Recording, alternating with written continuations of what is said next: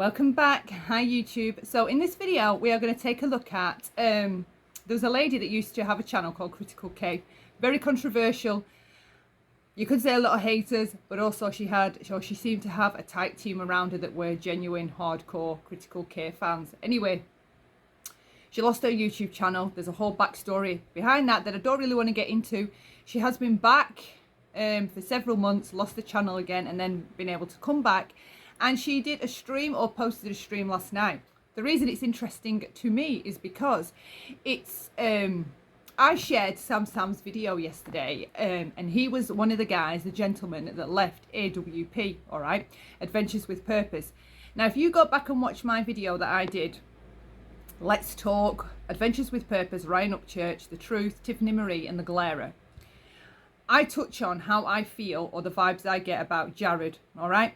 And I say in that video that I did find the way that they brought the video out, we had to wait a couple of days, or you had to pay to become a member. I did find all of that quite conceited. I mentioned in the video how charming I found Jared. Now, if you know me and you've been following my channel for a long time, you know that us lot here know that charm is not a personality trait. It's a huge red flag to always look out for, because it's always hiding something. Narcissists and toxic personalities use charm to work their way in. When you're around someone that's terribly charming, right, it makes you relax and it makes you trust that person. You drop your guard and you lower your boundaries, because this charm just intoxicates the mind. The attention, when someone's being charming to you, that attention overrides your intuition. Any feelings of intuition you might get, or any vibes or any red flags you might notice, the charm steers you away from those, and you don't end up listening to them, and instead you fall for the charm. So that's me and charm, all right? So I stated in my video that I found Jared very charming, and then there was a few times that I said there's red flags with him, red flag number one, and etc, etc. Anyway, I've shared Sam's video twice. I shared it again, I don't know if it was yesterday. Yeah, it was yesterday, right? So I shared Sam's video again yesterday on my community post. And I wake up this morning and find that Critical K has contacted Sam and done an interview with him, a recording, and got a more personal take on things. He pretty much said what was in the video, but he did say a little bit more about the personality style of Jared and some of the other members of the team. Now, for me, it all fits into what I originally already thought, the vibe I already got from the red flags that stood out to me, the behaviours, the traits, just from him being on panels and doing his thing. Those things are there if you're looking for them, all right? If you're not looking for them, you're going to miss them.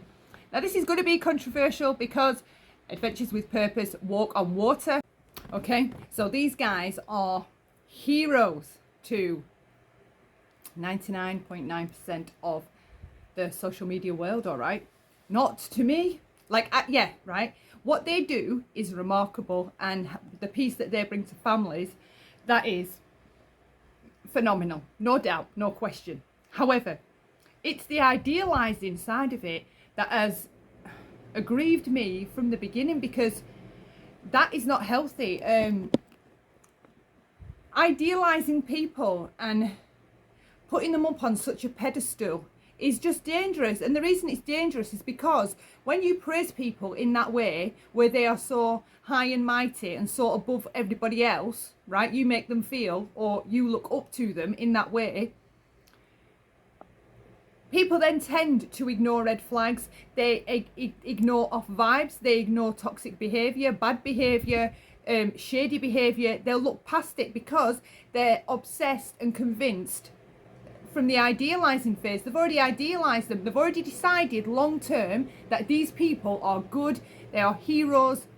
They're phenomenal. They're remarkable. They're amazing. They're angels. Okay. Again, they walk on water. So if anybody critiques them, as I found out last time I did critique them, people are going to come at you like a wave. They're not going to allow you to have your opinion, your critical and objective opinion, and look at your opinion critically and think, do you know what? At the end of the day, these are guys that choose to do this. It did start off as a hobby. It led into this. It wasn't like they just decided, oh, we're going to go and rescue people from underwater. It bled into this from what they were doing initially, the dives, the finding things, right? the trash dives or whatever they called them. So it's like me, right? When I went to Syria, lots of my friends said to me, oh my God, you are so brave, you are so brave, you're so brave, right? And a lot of my friends were women, and they were like, it's typically men that would go over on these aid trips. I can't believe that you're going. And the group that I went with was the group after Alan Henning, all right? Terrible. And I went with the party directly after his party, just a couple of months later, but we were the next group to go. So people were astounded in my community that I was going, and telling me things about myself like, oh my God, you're amazing. I got a lot of like fangirling, which was really uncomfortable. I find compliments in general, too many compliments anyway, uncomfortable. But I was not a hero doing that. I was going in an ambulance with plenty of other people, and we were delivering aid that we had collected off people, nappies, ladies, monthly menstrual things, because they were tough to get for them over there, medicines, clothes, all kinds of stuff, baby milk, whatever we could take that would help those people in their time of need, like little health packs, hygiene packs, things like that. We took those things over there. It took us a week to get there driving. I was sat in a chair like this for the whole time. There was a stretcher in the ambulance, but because there was 2 members of the BBC with us, and of course the driver of the ambulance that I was travelling in, we had to take it in turns each night who got the stretcher, right? And you know who was last at actually getting to the stretcher? Me. I had to sleep mostly in the chair, which was fine. It was a sacrifice to get this stuff there and help these people. But we weren't heroes. What we did was humanitarian, right? Those people live like that over there. So what right do we have to say, oh my God, it's too scary, I'm not going to go, but yet they have to live in that, oh my God, it's too scary environment? That's my stance on it. I wasn't a hero. It wasn't heroic. We did what other human beings should be doing for other human beings. That's the way I looked at it. Similar thing here. They're just doing, right? It is in a way humanitarian work, but that doesn't at the same time make you a hero. It is a choice. And I did actually hear, was it about a week ago, I think I caught Laura saying, and I did agree with her. She said, you know, policemen, ambulance men, firemen, they choose to do that. That's their job. And while what they do is astounding and amazing, they're we're all just human beings, you know, making our way. Does it make us heroic? Does that mean that we need idealizing? Should we be idealized because we do a caring or good deed? Should firemen be idealized, policemen, nurses and things like that? I kind of agreed with her. What they were doing is no different to another service that other human beings have as a job that helps the public, right? Or other people generally. So this is going to be quite controversial. Like I said, we're going to listen to Critical K interview him, and every so often I'm going to intervene and share my thoughts. So let's get started. I'll press play right now. People reached out to me about it. I read a little bit about, what's been going on. What do you make of them putting pictures and footage out there of her death scene? What do you make of that? I haven't seen the pictures. What did they do? What is it? Well, they've taken footage. Would that surprise you that Jared's taken footage of her death scene and he's put it out there to market it? I mean, what's your opinion on that? No. He doesn't really value human life. So there you hear Sam say he doesn't really value human life. Jared, all right? He doesn't see. I don't know. Like I like wondered this sometimes about it. But sometimes I wondered if he was just like high functioning autistic, like maybe his ability to show emotion or feel emotion just isn't there. When he says high functioning autistic, that could be a possibility. However, I've seen the charm. I've seen him, what I believe, lying when he's been in Zav's chat. I've just stopped by, but then the moment Ryan got up on panel, he was immediately there, right? I'm too busy to stay. I'm just saying hello. Thanks for shouting us out. Then I saw him in numerous other channels, right? Thanking them. Okay. Then I saw him in other channels via the Glarer. Oh God, that girl's name again. I forgot the channel. He went to that girl's channel. Please someone say it in the comments. Something legal. But anyway, he goes to her channel and tells her off that she's stepping over the line. And I even say in my video, what does he mean she's stepping over the line? He's not God, right? Because it was a very grandiose statement. You playing this video and reacting to it is you're overstepping the line, right? He wasn't nice to her. telling this girl to stop playing his video because it hadn't been released publicly yet, right? Fair enough, though, he did have a right to do that, but it was the way he went about it, his attitude, and the way that he chose to handle that person for that situation. I found it aggressive, passive-aggressive, and snarky, right? I thought, God, these guys are supposed to be these gentlemen, right? Charming and all nicey nice, but then here they are over on a channel with 50 watchers, giving this girl grief just because she's playing the video. You've already told her to stop. You don't need to tell her that she's stepping over the line. She's going to stop doing what she's doing.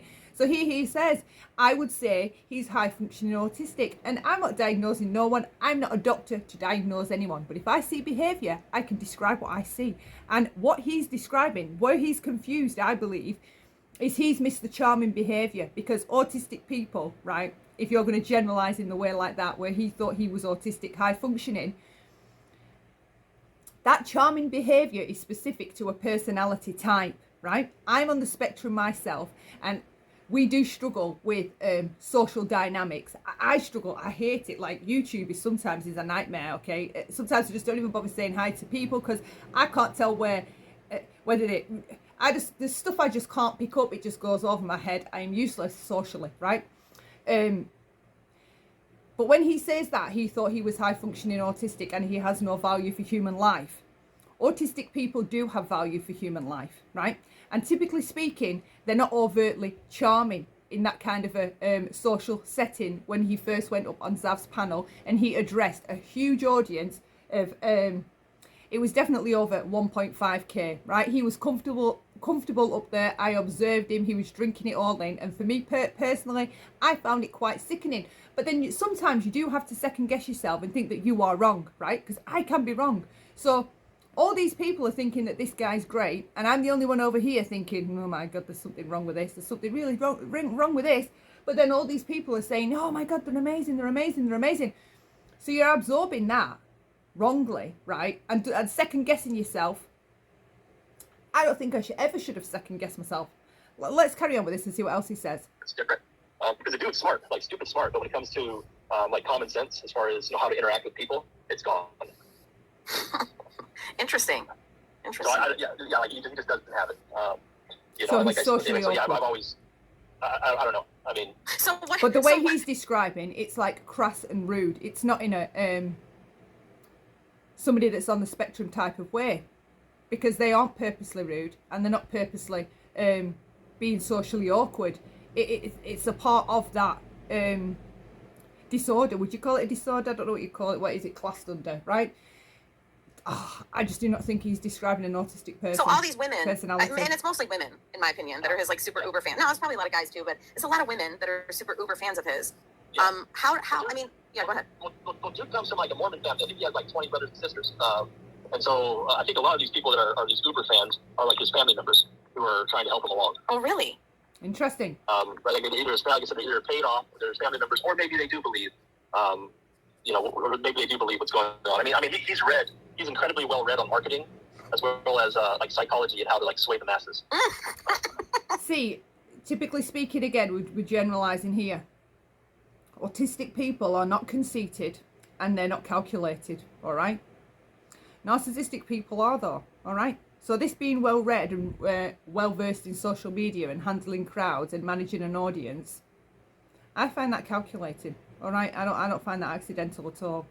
So he's like I said, like the dude's brilliant, but his moral compass is off, in my opinion. Mm-hmm. And again, his moral compass is off. That's not describing an autistic individual. Autistic individuals have empathy. They may struggle to relate with it. I can speak from my experience, and I can speak from my 14-year-old daughter's experience. She's also on the spectrum, and she does struggle emotionally. But if she saw Cleo, right, hurt herself, or just even if she accidentally stepped on Cleo's paw, say for example, it would upset her no end.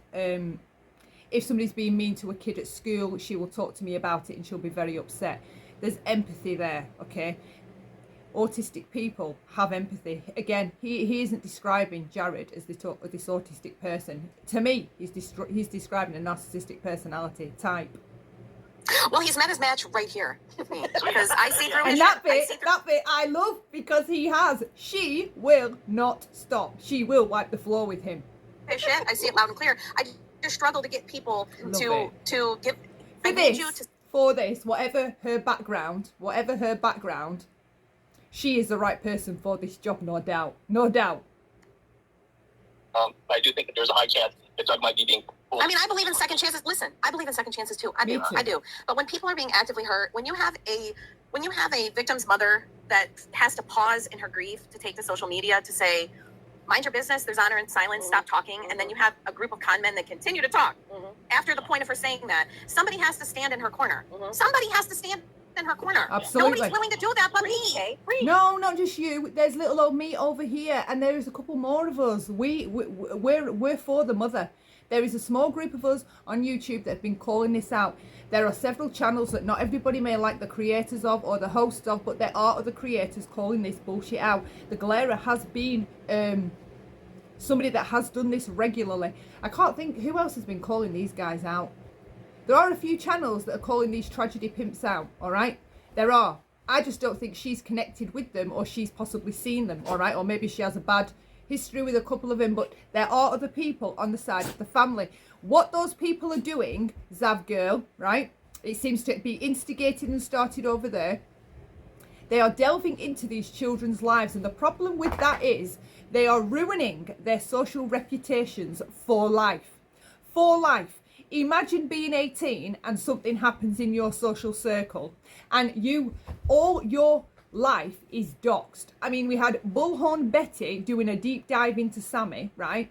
The friend of Kylie, and seems to be close to the mother of Kylie, by all accounts, doing a deep dive into her life and possibly getting a friend of some kind that knew some stuff about her that was going to come on and talk about it. That is sick. That is an 18-year-old kid, and whether you suspect her or not of being involved in the tragic and untimely death of Kylie Rodney, you have no business whatsoever delving into her life and doxing it all on the internet, because it's going to be there for life. So even when she's 20, when she's 25, when she's 35, her social reputation's ruined. Right? She can't ever go anywhere now and be who she is. She will have to take on a new identity or use forms. And the same for Jagger and the rest. And now they're digging into the rest of them. Some of the people that were stood with Sammy and Jagger at the graduation. That is not okay. You are not trying to solve a crime. You are pathologically obsessed with details that don't fit together. But the reason they don't fit together is because you don't have all the information that the police do. There's a reason for that, right? So what they do is, instead of waiting for that information, they dive into these details or black holes where they haven't got any plausible information, and they try to fill those gaps by coming up with crazy speculations and conspiracies. One of the latest conspiracies and speculations I heard, or read rather, in Zav Girl's channel, there were people saying in the chat, maybe Jagger was having an affair with the mum and the mum killed Kylie, right? What possible evidence was there anywhere to link to that kind of a speculation? None. This is how wild their speculations are, though. Their speculations don't go on facts, right? So there's nothing to say that this girl was promiscuous, but they're speculating, you know, that she's had boyfriends, she was doing stuff, she was doing shady stuff. They're absolutely damaging, destroying this girl that's passed away, her online, how she's going to be remembered, because all this, whenever you mention the name, is what you're going to think about. This is all I think about when I look back at the Ruseks. This is all I think about when I look at Kanika Jenkins. This is all I think about when I look at the Watts, the Gurnans, the Sherrods, the Wells, right? Just all this fuckery circle that's gone on with their cases. It's totally unfair. And now we've got a new one, Kylie Rodney. And something needs to be done. A foundation of sorts needs to be set up. And governors and state leaders in America need to be petitioned to push for some kind of law that stops the public on social media discussing fresh or new cases, or the family of these cases and friends, for a certain period of time. They keep saying we've got free speech so we can say what we want. But if there's a class of people that need protecting, yes, a law can be put in place to protect those people, like it does for disability, like it does for race, like it does for hate crimes, like it does for transgender people that a homosexual. There are laws that can be put in place, and sure as hell there absolutely can be a law put in place to stop this bullshit. If enough people get together and petition the right people and push this, like it could take 2 years, 3 years, but absolutely something can be put in place to protect these victims of families from being dissected, discussed and destroyed across social media, while an investigation into the disappearance or the missing persons backstory, while that investigation's going on, there should be something that protects the families of these people. It's outrageous, absolutely outrageous. And the excuse for it is we have freedom of speech. We're trying to help find a kid. We're trying to figure out what happened. We think he looks suspicious. We just cared about helping the police find out. We're just interested. It could have been Jagger. It could have been the friend. It could have been the other friend. It could have been those 2 boys that we see driving off. It could have been those that we saw stood at the graduation. They're jumping all over these kids with accusations and like diving into them and pathologically obsessing over them. It is sickening, right? It is sickening. I am behind you. They have lots of people in their corner, Sam. They have millions. They have 2 million people in their corner egging them on. Yeah, somebody has to stand in the other corner. Yes. Me. Yeah. I shouldn't have to do this alone, and I shouldn't have to be afraid to do it. And I'm afraid to do it, and I'm noticing There's that I'm nothing alone. to be afraid of, because what is going to happen is there's going to be a tidal wave of people that oppose your opinion, and they're going to vent, right, get mad, right, attack you, insult you, dig into your life, and then at some point they're going to fuck off, right? But all it is an opinion that they do overstep boundaries, and they did overstep boundaries in the Kylie Rodney case. People keep saying they got permission off the mum and the family to make that video. Yes, they did. But they didn't get permission off the mum to put into that video, to add into that video, the interview with the tow truck guy that turned out to be a road maintenance van driver, right? They put that bit in there, right? Because that was nothing to do with the family. They had no need to ask for permission for that part. They put that part in it, right? They added with the speculation, and they were the ones that produced that video and had him come up from the water and say it looks suspicious. There is a team, and I will try and find the link. IckedMel shared it, right? An article, and it was a team. It was discussing this lady, and I think it was her husband, have their own Adventures with Purpose type gig, right? They do that, but they've been doing it for something like 20 years. And in that time, I think they said they had recovered over 100 bodies or 100 missing people. And they said most of those cases underwater, the victims were found in the hatch.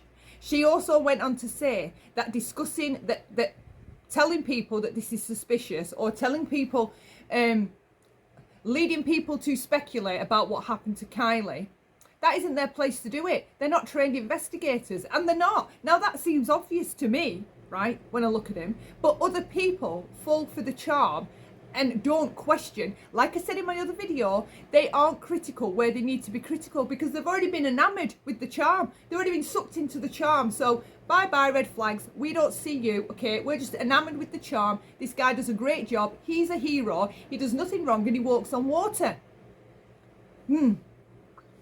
So I'm grateful that you talked to me, but I need you to go all the way. I need you to stand up to them all the way and be unafraid to do so. Because I promise you, there are people in positions of power who will listen. They will listen, and they will take this seriously, and they will shut this shit down. How? How? Yeah. There's, just like Doug said, the power of social media. Yes. I just believe in might makes right. Eventually, the right people will win. But they don't win unless they keep fighting. You may feel like Jon Snow against an army of zombies and an army of zerglings of hatred and stupidity, but ultimately somebody has to stand up to those zerglings and those armies and waves of stupidity and gullibility. Somebody has to. Okay, that's what we're doing here. That's what we're doing here. Don't be afraid to do that. So we'll do it. If Doug spent time in prison, he spent time in prison. Let him come out and talk about that. He's got the podium. He's got the podium. He's got the microphone right now. Somebody should be willing to call him out. You sound on your own. Because he's actively lying to people by telling people that it's, quote, foul play. You know it, and I know it. Her being found in the hatch is not foul play. Come on. I'm not disagreeing with you, but him saying that it's foul play has nothing to do with the fact that he went to jail. But it might. Okay, well, like I said, I don't consent to that information coming out from me. That one's going to have to come from someone else.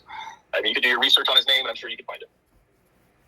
See, he's anxious and nervous about coming forward and saying this, even though he's already said it in a video pretty much. There's just little bits that he hasn't put in the video, but that he says on this call.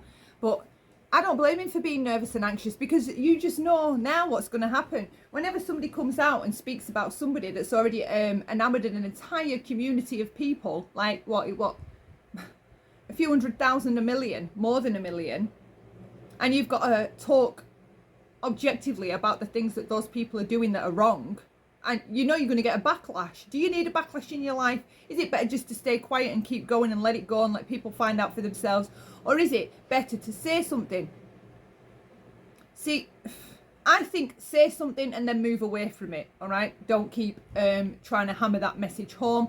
Put the message out there, leave it there if people want to take that advice on board, or that criticism, or the things that you've noticed, then let them. But I can't do with the pushing me, because it ends up not being healthy for you. You become hyper focused on it, emotionally drained, burnt out, and you start taking it on emotionally and worrying about all these people that are being duped. You can't do that. You have to keep strong mental boundaries, push the message out there, which is all I'm interested in doing here, to show that there is another side to Adventures with Purpose. And again, I believe that you were all sucked in emotionally. And what did you do? The first thing people do on social media when they feel emotionally connected or attached to a cause or something or a person, the first thing they do is reach for their wallet. And that's exactly what they did. And he says here that Jared is well versed in social media, right? The best way to collect money on social media is to work people's empathy, work on people's guilt, right? And they will they'll hand over fists full of money to you because of the way that you're making them feel, right? Handing the money over appeases those feelings, right? And it's my belief that that's what's going on. He confirms everything I've already seen and thought for myself. All right, fine. What can come out from you? The fact that it's not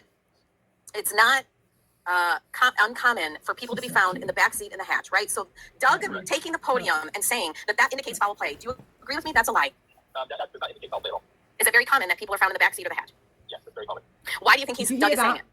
That bit's important. Is it very common that people are found in the back of the hatch? Yes, it's very common. I will rewind it so you can hear it again. The podium and saying that indicates foul play. Do you agree with me? That's a lie. That does not indicate foul play at all. Is it very common that people are found in the backseat or the hatch?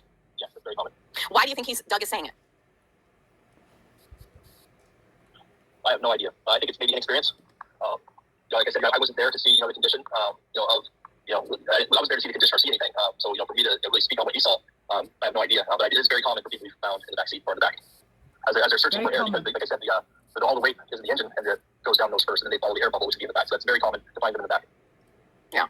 Okay. All right. Yeah. And I agree. I've shared that. I've tried to help people understand the physics of that for like 2 weeks now, and I'm struggling to get people to understand the physics of that.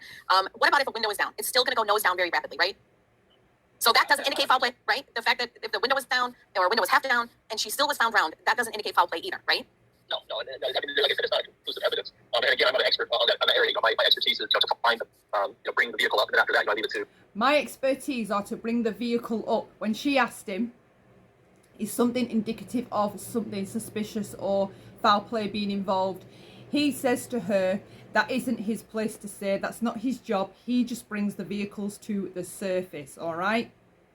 Real professionals do get better. Like I said, that's not my build. So I don't really dabble in the forensics at all. Are you still diving? Are you still a diver? I'm still diving, still a diver. I mostly got back to doing it for fun. I'm actually trying to raise, or not raise money. I've been working on a regular job trying to save money. That way I can get some of these bags and maybe go help families in my way, in a clean way. So he's still doing that, but on a smaller circuit, and he's still trying to help families. All right. Struggling, but still trying to help families. He needs support. This is the guy we need to be supporting. So that's what I've been working on. Describe that. What's the clean way, and how do you want to help families? The clean way, just show up, give them the dignity, give them the respect. If anything is to be filmed, it'll just be functionality only. In fact, truthfully, I'm not even comfortable making those videos. I'd love to figure out a way to, leverage social media to make money. But I really don't want to make the videos that, show, the family's grief. I just maybe functionality, like, okay, guys, here's the sonar, here's how it works. Because morally and ethically, you are profiting of somebody that died in a tragic situation. Yes, you are. Yes, you are. There was no need whatsoever to include the back of that car with Kylie in it and then apparently allegedly blur it out. There was no need to put that in the video. No need whatsoever. No need. It was for shock value. How undignifying would that be if that was me? If I put that mother in, if I stand in that mother's shoes for 5 minutes, I'd have been on a plane over there and people would be in the ground, all right? I imagine that my loved one departs this earth in that fashion, in the back of a car, fighting, scrambling, rushing around that car. I know, it's sad. Trying to get herself out of there, right? The possibility that she couldn't get out of the windows because the water was rushing in just goes over everybody's head.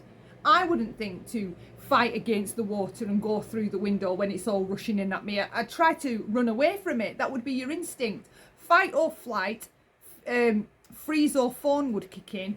Plus, if you add in that she may have been intoxicated, like they're talking about the seatbelt now. I'm going to do a video about the seatbelt because now they've made a doll that resembles Kylie to try and like sort this situation out, to present it that it wasn't an accident, it was murder, right?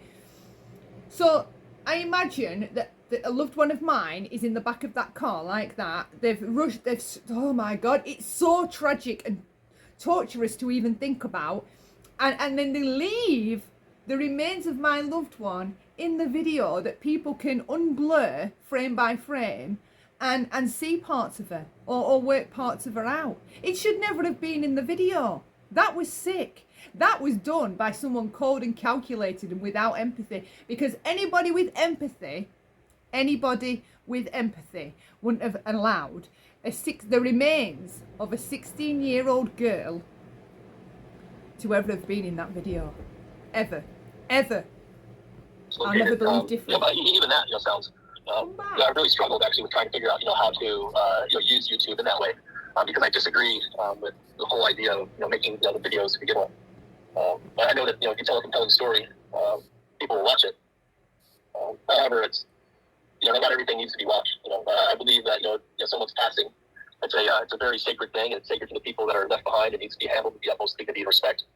And sometimes, people who are in a desperate state, they'll agree. They'll say, yes, come look for my baby and come make a video, whatever you can do. If that's what you need to do to get my baby home. Because they're vulnerable. But the fact of the matter is that they're in a desperate state, and I feel like they're getting preyed upon. And so, truthfully, I'm really not sure how to come up with a way to keep gas in the tank and pay my bills and do it as professionally. And so, as far as the here and now, I'm just working. I'm a manager at the company that I work for. One of the managers, so I'm just working and putting money aside. Okay. And, just going to try to help and volunteer. You just need some ideas off us normal people, and you so I can can come do up with a better way. That's the best way for me. That way it feels clean to my heart and my soul, and it's nothing that I don't want. Like I said, I don't want to parade people's misery in front of others. That's not right. So do you think Adventures with Purpose or Jared are leveraging people's desperation to find their loved ones by having them sign something to allow them to show their likeness or footage of them finding out that their loved one is below water? I mean, is that what they're doing? I don't know. When I was with them, they were not doing that. They were just showing up and doing it. But after I left, when I left, it was like a bomb went off. I know. Just 1 second. Sometimes get a drink of water. When I left, it was like a bomb went off, and we go on to hear the situation of how he left, which was right. Jared was creating merchandise to market and promote AWP. So he was using the likeness of the AWP members on merchandise. Okay, he used Sam's likeness, and after a short while had passed, Sam isn't doing so good money-wise, and Jared's making all this money off this merchandise. It's about the four of them, not the four of them at that point, I think there might have been one more, but it's about the group of them, right? And he's pushing them forward as this group. They all stand together, but then the rewards that group attains or receives, he isn't distributing it or sharing it in a fair manner. He's keeping it all for himself, which a narcissistic individual would, wouldn't they? They wouldn't care about their teammates being fair towards their teammates. They're greedy and they're money orientated. The goal is always money and power. So he questions Jared nicely via text and says to him, "Here, mate, you're using my likeness in our merchandise. Is there any way that you could cut me into that? Because I'm not doing well financially and I still want to carry on helping you guys, but I'm going to need a bit of money in order to survive while we're doing this." He gets a text message back from Jared that says, "I think this is the time that we part ways," pretty much, right? Not verbatim. "I think this is the time we part ways." And he cut Sam off like that. That's it. That's it.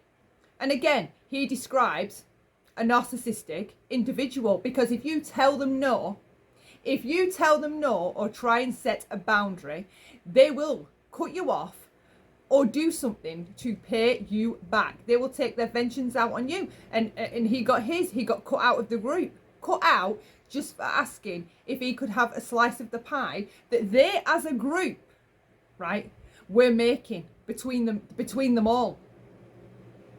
I'm not going to play all this video because I want you to go over to the channel. I'm going to leave you the link below and you can watch the full interview for yourself. So I'm just going to do another couple more minutes and then I'm going to close it off. It was like a bomb went off for them. They lost, like 100,000. Like they lost a lot of subscribers. They lost a lot of monetization or through memberships. So I do know that with me leaving, it forced them to look at things differently, and so they had to make some changes. And I'm of the understanding that there was a guy that was promised work with them, and he had to sign like a non-disclosure form, saying that he wouldn't speak on anything. He's very calculated, and he's very much prepared to step on the toes of other people in order to reach his own success. Now they're signing non-disclosures, so they can't talk about what goes on behind the scenes with him. Well, I can assure you that they are putting up with a personality type pretty much the same as Ryan Upchurch behind the scenes. Somebody that rants and raves, is quick to get angry, gives you the cold shoulder, the silent treatment, is argumentative, is a bit scary at times, worrisome at times, and then at other times very charming, endearing, and you don't know which personality is which. Aggressive, passive-aggressive. I know that is the type of guy he is. By the things that he says and the things I've seen for myself, you can't miss it if you're looking for it. It's not me imagining it, it's there. It is there. And this guy is just a witness to it. He's a witness to it. They're getting up to, they're starting to pass, they might be passing off forms, I don't know. They're certainly starting to make the legal steps to protect themselves. Taking legal steps to protect themselves. Well, I mean, I don't know. It's all kind of depressing because I kind of feel like, well, what can I do? I can't do. I mean, how do I fight against the millions of people that want to see big balls, shimmer soul, bigger than. I'm going to close it off here, right? I want you to go over and watch that video. Make your own minds up. The important thing is to remain logical, critical, and objective. That is it, okay? Don't get emotionally attached to the story. Don't emotionally attach onto people just because you see them doing good deeds. Me taking that ride to Syria, I could still be a terribly bad, toxic person. Narcissistic people, toxic types, sociopaths, psychopaths, borderlines, histrionics, they always flock to arenas that cater to vulnerable people in some way. So it makes perfect sense that they're around this kind of cause where it's families vulnerable, emotional, in grief, suffering, and there's a way to profit from that by saying that you're going to help them find their loved one and return them to you. So share your thoughts below. You're allowed to agree or disagree. I advise you to go and check the full interview out. I will definitely leave the link below, like I said earlier. Let me know what you think. I think I've made where I stand on this pretty clear. Let me know in the comments what your vibes have been on all of this, all right? Look back, reflect, introspect. Were you drawn into them? Has this changed your mind? Has it changed any opinions for you? Do you see things differently? Has it helped you change your approach in how you manage meeting new people? Do you take more time now to consider that not necessarily everybody that is charming and great is really charming and great underneath it all? Has it made you take your time more before that you decide somebody's good? Because that is the worst thing that you can do, label somebody as good. Because once you've done that, you're never ever going to see the red flags. You're going to stay longer than you should around toxic and terrible behaviour. It's just not healthy to idealise people to this degree. They don't walk on water. They all made a human choice to do this, to help people. And while it's applaudable and something really good, it still means that it doesn't mean that they're perfect men. Not at all. They're not perfect humans.